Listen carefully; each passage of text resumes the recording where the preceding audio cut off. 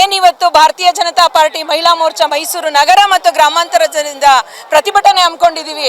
ನೂರಾರು ಮಹಿಳೆಯರು ಅಂದರೆ ನಿಮಗೆಲ್ಲ ತಿಳಿದಿದೆ, ಮಾಧ್ಯಮದವರಿಗೆ, ನಾಗರಿಕ ಬಂಧುಗಳಿಗೆ, ಮೈಸೂರಿನ ನಾಗರಿಕ ಬಂಧುಗಳಿಗೆ ಗೊತ್ತಾಗಲಿ, ಇಡೀ ರಾಜ್ಯಾದ್ಯಂತ ಪ್ರತಿಭಟನೆಯನ್ನು ಏನಕ್ಕೆ ಹಮ್ಮಿಕೊಂಡಿದ್ದೀವಿ ಬಿಜೆಪಿ ಅಂದರೆ, ನಿಮಗೆ ಗೊತ್ತಾಯಿದೆ, ಗೃಹಲಕ್ಷ್ಮಿಯರನ್ನು ಕೊಟ್ಟು ಗರ್ಭಿಣಿ ಸ್ತ್ರೀಯರ ಜೀವವನ್ನು ಕಳ್ಕೊಂತು ಈಗ ಕಾಂಗ್ರೆಸ್ ಸರ್ಕಾರ. ಇಂತಹ ಒಂದು ಘಟನೆ ಇದುವರೆಗೂ ಯಾವ ಸರ್ಕಾರನೂ ಕೂಡ ಇಷ್ಟೊಂದು ಕೀಳು ಮಟ್ಟಕ್ಕೆ ಮಾತಾಡ್ತಾ ಇಲ್ಲ.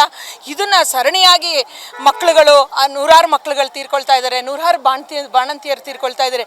ಏನು ಸ್ವಾಮಿ ನೀವು, ಮಹಿಳೆಯರ ಕುಟುಂಬ, ಮಹಿಳೆಯರ ಜೀವ, ಮಹಿಳೆಯರಿಗಾಗಿ ಇರುವ ಈ ಕರ್ನಾಟಕ ಜನತೆ, ಇವರೆಲ್ಲರಿಗೂ ಏನು ಉತ್ತರ ಕೊಡ್ತೀರಾ ಸ್ವಾಮಿ? ಈ ಸರ್ಕಾರದಲ್ಲಿ ಬರೀ ಅಧಿಕಾರಿಗಳ ಸಾವು, ಬಾಣಂತಿಯರ ಸಾವು, ಮಕ್ಕಳಗಳ ಸಾವು ಮತ್ತು ರೈತರ ಸಾವು. ಏನು ಸಾವಿನ ಮೇಲೆ ನಿಮ್ಮ ಸರ್ಕಾರ ನಡೆಸ್ತಾ ಇದ್ದೀರಾ ಸ್ವಾಮಿ? ಇದು ನಿಲ್ಲಿ. ಇದು ಅಮಾನವೀಯ ಘಟನೆ. ಇದು ಬಾಣಂತಿ ಸಾವು ಅಂತ ಹೇಳಿದರೆ ಸರಣಿಯಾಗಿ ಸಾಯೋದಾ? ನಿಮ್ಮ ಕಳಪೆ ಮೆಡಿಸನ್ನ ಕೊಟ್ಟು ಕಳಪೆ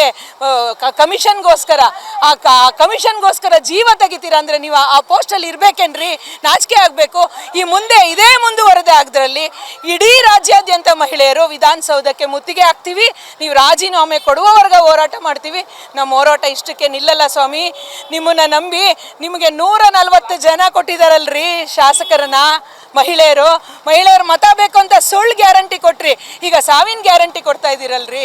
ದೇವಸ್ಥಾನ ಅಂತ ತಿಳ್ಕೊಂಡು ಹಾಸ್ಪಿಟ್ಲಿಗೆ ಹೋಗ್ತಾರೆ, ಇವತ್ತು ದೇವಸ್ಥಾನ ಸ್ಮಶಾನ ಆಗ್ತಾ ಇದಲ್ರಿ. ಇಲ್ಲಿಗೆ ಕಾರಣ ಮಾಡಿಕೊಡ್ತೀರಾ ಸ್ವಾಮಿ? ದಯಮಾಡಿ ನಿಲ್ಲಿಸಿ. ಇದು ಮಾನವೀಯತೆ ಅಲ್ಲ, ಮಾನವೀಯತೆ ಸರ್ಕಾರ ಅಲ್ಲ.